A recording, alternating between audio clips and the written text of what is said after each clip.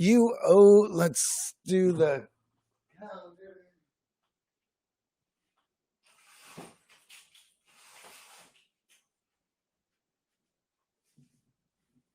All right.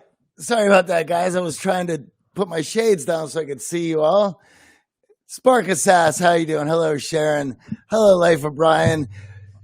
Oh, Jason in the house. Can you hear me okay over there in Periscope land? Shoot me a message. It's the only way I can see you as I'm restreaming. Hello, Christina. It's been a while. Tally, how are you doing? Suzanne, hello. That Suzanne in Canada? Egan of Florida, how are you doing? All right. So if you are in YouTube or Periscope land, shoot me a message. Let me know that you're there. Yep. All right. So yesterday I had some audio issues over in YouTube Periscope land. I don't know what is going on over there. Keem and Mark, howdy to you too. The issue with a lot of this morning show, guys, I think part of the show in itself is me fighting technology. Susan, this is one of Susan's first time coming into our lives. So welcome, Susan. Everyone gives Susan a good hello and a welcome. Yes, well, it has been a hot minute, Christina. All right. So a lot to talk about today. Hello, Eric. How are you doing, buddy? So, yeah, this is why I was excited about today's show, because this has brought up an idea that I've been a fan of for quite a long time. And Jason is listening over in Periscope land. He gets it as well. It's this idea of having a slash career. We're in this time period where we have all this extra time. What do you do with all this extra time? So, it's for us self-development junkies and growth-minded people, we enjoy the learning process. And having a slash career allows you to learn. It allows these things to stay fresh for you. How are you supposed to create real opportunity for yourself if you're not continually challenging yourself? And here's the thing about it. Is this a good hair day? I don't know. Anyway. When you're in your career and when you wake up every day and you're going to the gym and you have your routine together, well, you know as well as I do that even though it may be challenging for yourself, maybe you are going to do some extra reps in the gym. Maybe you're going to read a little bit more than normal. Maybe you're going to put in a little bit more effort today. It can get tedious if it's just part of your everyday life. And so there was this term that I hadn't seen anywhere else, but Brene Brown seemed to have coined it in her book, Daring Greatly, which is this idea of having a slash career. And I was just talking about it with my neighbor yesterday, and the idea of having this slash career is one that challenges you on all sides. So if you pick up a slash career, and Jason over here in Periscope land knows what I'm talking about. He had picked up photography and web development and some other hobbies and careers. And I see some of you guys on Instagram, how you are always challenging yourself and pushing yourself. But if you have a slash career, it challenges you in other ways that your normal career is not going to. So if you pick a slash career, say something that is foreign to you in every aspect, that means that you're going to have to put yourself out to new people in order to learn the craft, to spend a portion of your time in the unknown, trying to figure it out. You're going to involve yourself into new social circles, new ideas, and new friendships that you wouldn't naturally put yourself in if you haven't found a slash career. Jason mentions it's a whole second life. Or you could just sit still. Yeah, I can't just sit still either.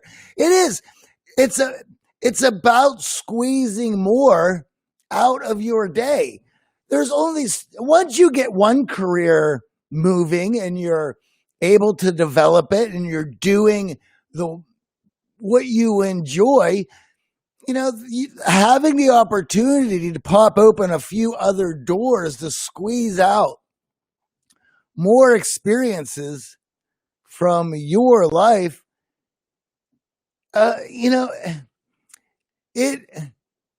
it has a way of allowing you to appreciate more. We all know, as sitting in our routines, how complacent we can get. Why? We're doing the same things over and over again.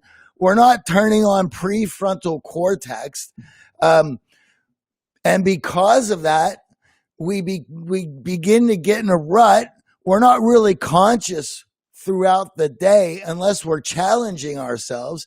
So once you get a career moving, or you get a pace of life working for you that you enjoy, then you could think about opening some new ideas, maybe a slash career as a YouTube host, maybe a slash career as a chef, and maybe as a slash career in the arts. For myself, I've led two different lives in a career mode for just that purpose. Spending most of my time in the self-development world gives me a tremendous joy and a lot of opportunities, and I have met a whole lot of people. But you can only continue to pull the rubber band in that direction for so long before you burn yourself out. A slash career allows the rubber band to go in another direction. And it also, if it's diverse enough in its application, it has the ability of scrambling your brain. You're scrambling your consciousness to such a degree that when you go back to other routines, other habits, it's almost if you are looking at them from another lens. It gives you another perspective. It only helps you to be better at each job. The slash career gives you another dimension, another look at what you're doing in your everyday life. People have asked me in interviews, I always get asked about my music career and what that was like, and how does that contribute to self-development. And what's interesting about it is I have several lenses in which I view my world to maneuver through it. And one is from an artist lens. One is from a band lens and a rock and roll lens. But the more perspectives that you can bring to your life, the more well-rounded and more opportunity and more success I think you're going to have with that. Now, obviously, you could spread yourself too thin. Moderation is certainly key. But the idea of having a slash career will get the juices flowing. It's the Yabbit has joined us. Hello, Katie. I hope you're well. So think about that, especially, for those of you who have been able to get out of quarantine, being in Los Angeles, we're on another one, but whatever it might be, I'd like for you to think about your slash career and what that is and how you can view it as something that is important to you. The more meaningful you make it into your life, the more you're going to get from it. For myself, to have two careers one in music, one in self-development, is I find it just thrilling. They complement each other. They make each world that I go into is enhanced by the other world, and it's more colorful. They feed off each other. When I'm working in band dynamics, or if I'm working with a club owner as setting up events, other shows, working with promoters, the self-development lens plays a large key. It allows me to vet people, to understand whether or not they're on my level. Jason says, problem solving in diverse areas refines your skills to perform in key areas in your primary field. Absolutely. Another reason why the slash career is so important. And the more you get involved with it, the more tools that you get from it, the more opportunity you'll have to enhance the other side. You know, I viewed the Art of Charm much like a band when I got in it. There was several members to this band. There was certainly people out front, people holding down the engine in the back. That's just the way cooperative and collaborative events work out. And it's great. So think about that. As you go through the rest of the week, think about what your slash career is going to be, and then make it official. How do you make it official? Perhaps you put together a social media page for your slash career. That way you can switch out of one mode, go into the other, and jump into the silo of information to help you out with that slash career. Even for social media, I have my personal pages, I have my self-development pages, and I have my music pages. It allows me to clock out of one and clock into another. The most important thing about the slash career is to have the opportunity to turn off one worldview and turn on another one, to stretch the rubber band in a complete opposite direction. This clears the slate. This is much like your palate. For those of you who are in the food or in the wine, in the drinks, where you have a palate cleanser, so you're able to taste your food cleanly. That's what it's all about. You can do the same thing with a slash career. Now, let's talk about some other slash careers I've had. So I had the music career. I have social, advanced social skills, networking, self-development with the Art of Charm. Some other things that I have managed venues, nightclubs, bartending. This was in a previous life. In fact, I have managed several places, from bars and restaurants in North Carolina to bars and restaurants in New York City. I had grown up working in bars, starting at the door, going to bar back, and then bartending. Bartending is another career that you can learn. Talk about a lens into the social realm. If anyone has an opportunity to work in the service industry for at least a year, what you will pick up in human psychology is unsurpassed by anything else. Free Candy says, I've had nothing but careers. Well, good for you, Free Candy. The one thing about working in the service industry and understand the human behavior is that everything that you learn is applicable and in front of you. It is not a theory that you're reading in a book. It is not a hypothesis that you can mar over as you learn about it. It is not a theory that you've come up with that you can hypothetically enact in the world. The psychology that you learn in self-development is one that you're learning with implementation right there and then.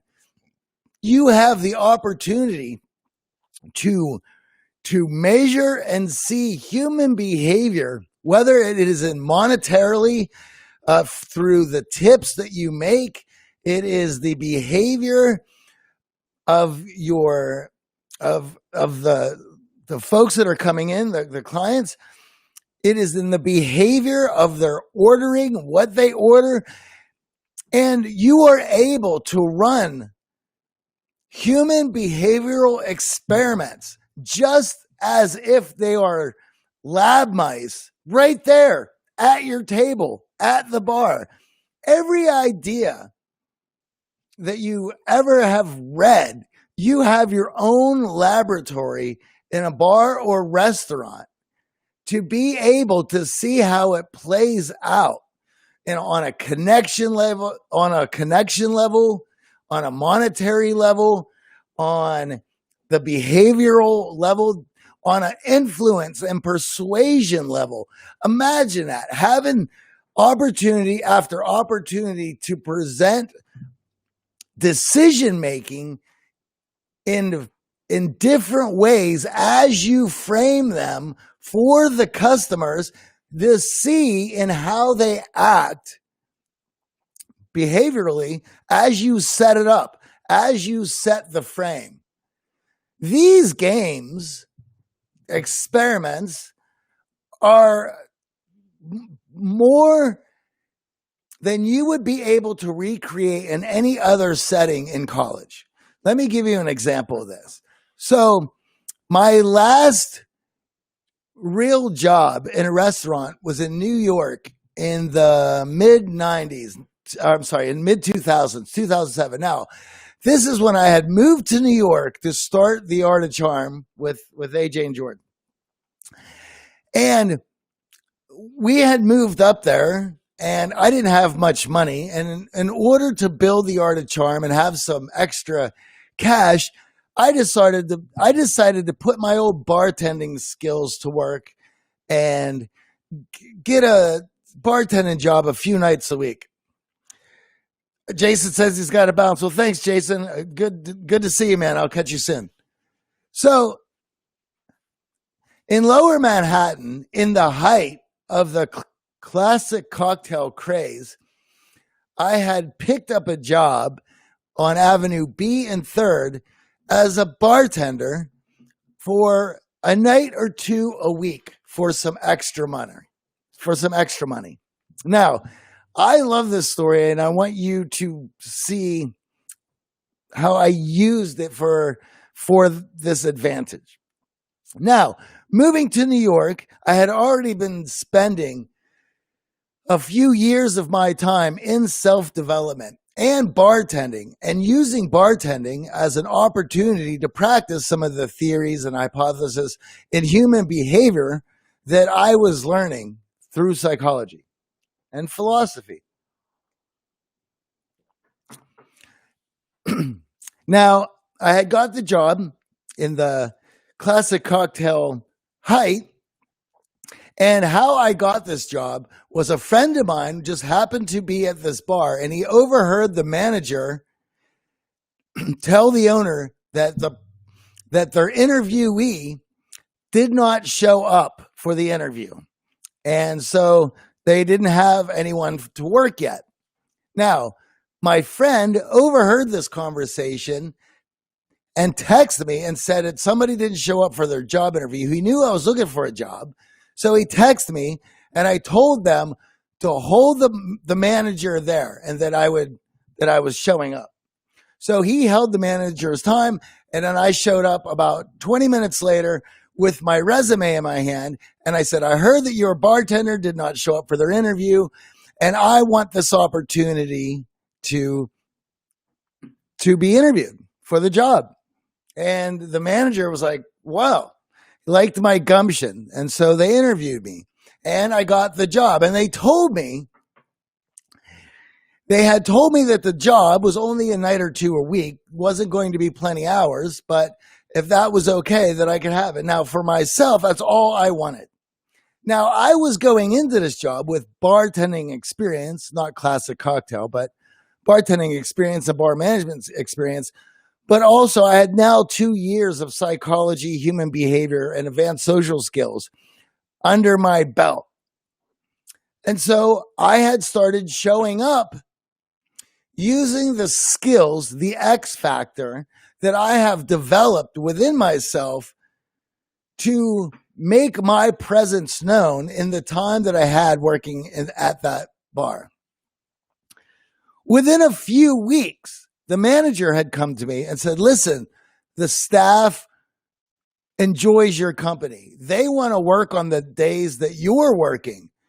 Would you mind working a few extra shifts a week? And I had let them know that, well, I really only have time to work a shift or two a week, but until I get busier with my other job, with my business, then I wouldn't mind picking up a few extra shifts.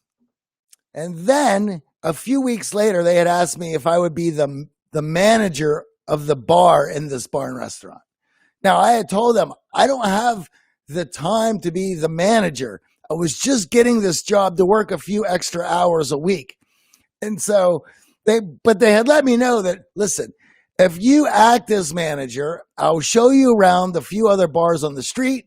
You will get free drinks. I'll introduce you as the manager and you can make your own schedule.